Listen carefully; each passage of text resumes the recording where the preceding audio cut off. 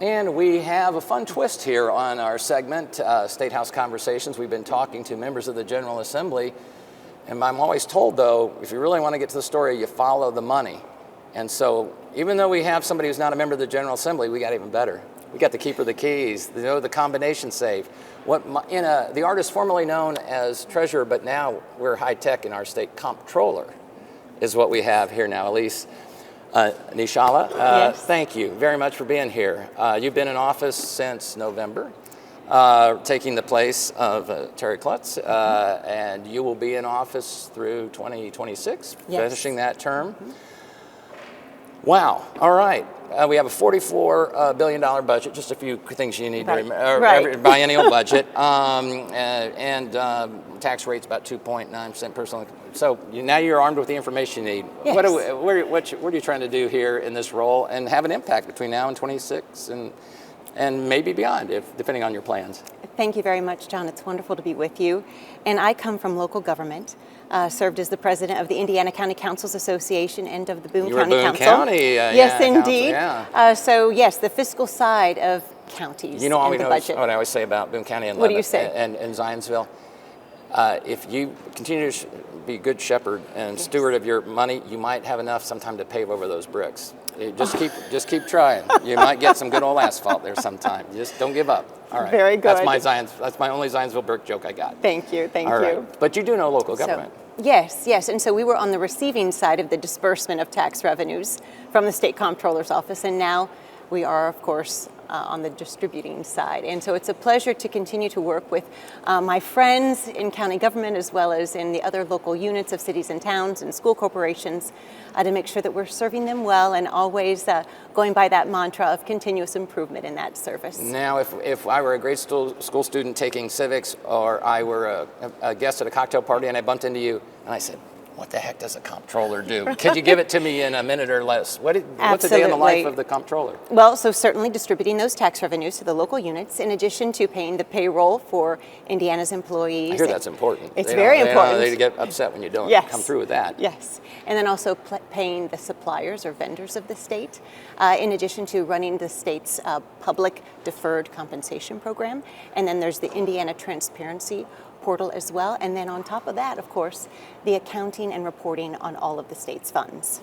And no mistakes are ever made. We were talking earlier, there was a lot of time, people in the General Assembly are talking about, even though this isn't a budget year, they're being particularly careful because of a gap that arose.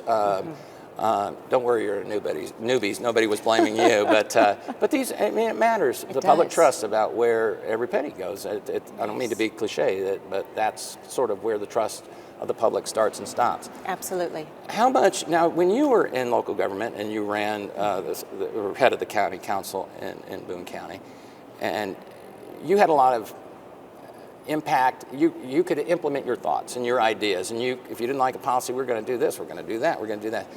As you described your day-to-day duties, a lot of it is you don't want to do a lot of wildcatting because those checks have to be out. There's certain accounting procedures that need to be followed. Yes. It's not like just today I think I'm going to go freeform and do your own thing. So how is that transition to go from where creativity is rewarded to maybe we love creativity, but not on this job. Just kind of mind the dot, cross the T's and dot the I's. Right. Is that a transition for you?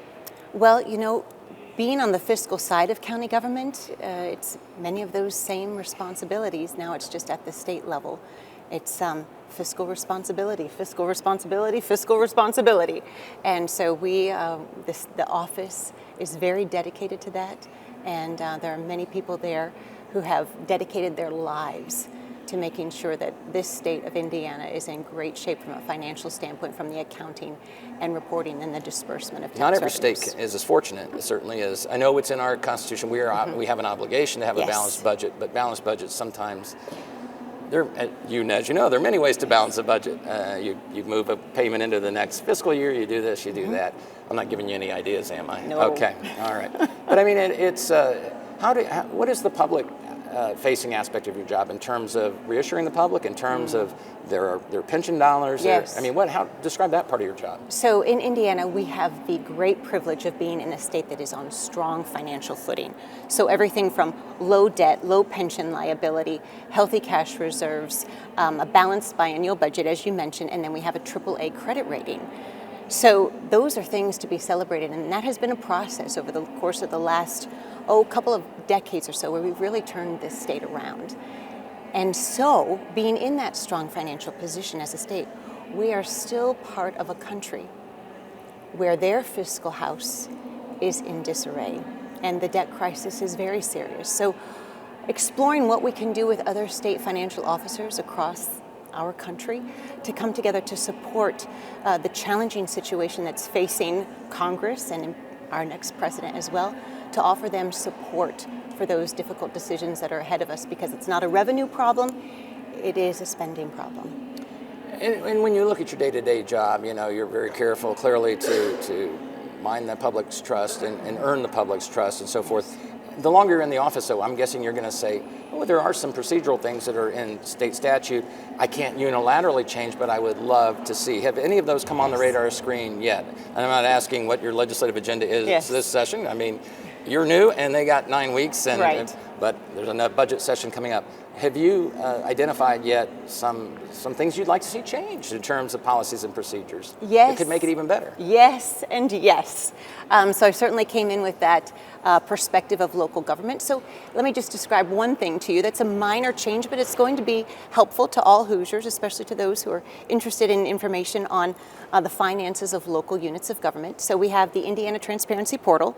When you click on the local government link, it leads you to the homepage for Gateway, which is where all of the financial information for local counties is housed.